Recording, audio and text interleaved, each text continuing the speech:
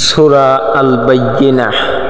বিসমিল্লাহির রহমানির রহিম। রহমান রহিম আল্লাহ তাআলার নামে।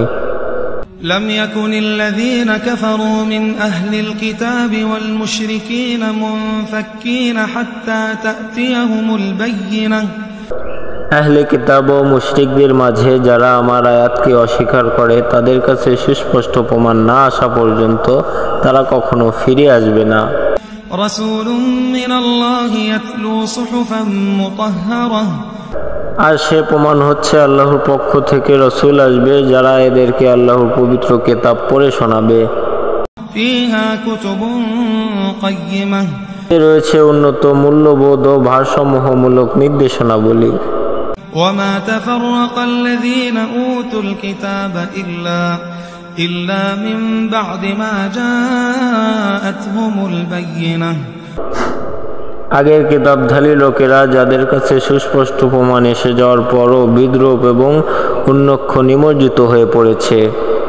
وما أمروا إلا ليعبدوا الله مخلصين له الدين حنفاء ويقيموا الصلاة ويؤتوا الزكاة وذلك دين القيمة।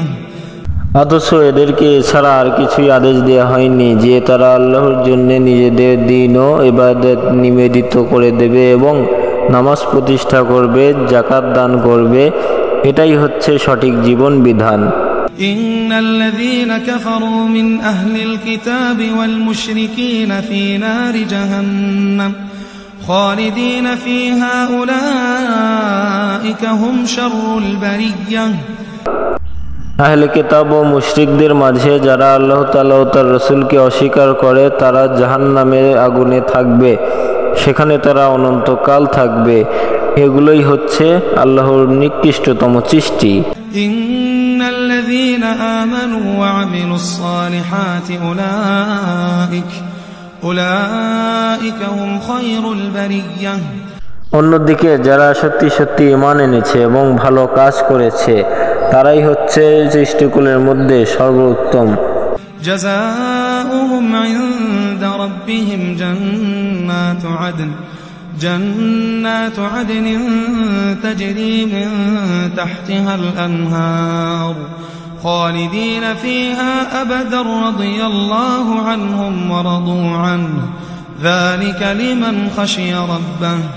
তাদের জন্য তাদের মালিকের কাছে পুরস্কার রয়েছে, এমন এক জান্নাত যার তলদেশ দিয়ে নহরসমূহ ঝর্ণাধারা প্রবাহিত থাকবে, সেখানে তারা অনন্তকাল থাকবে।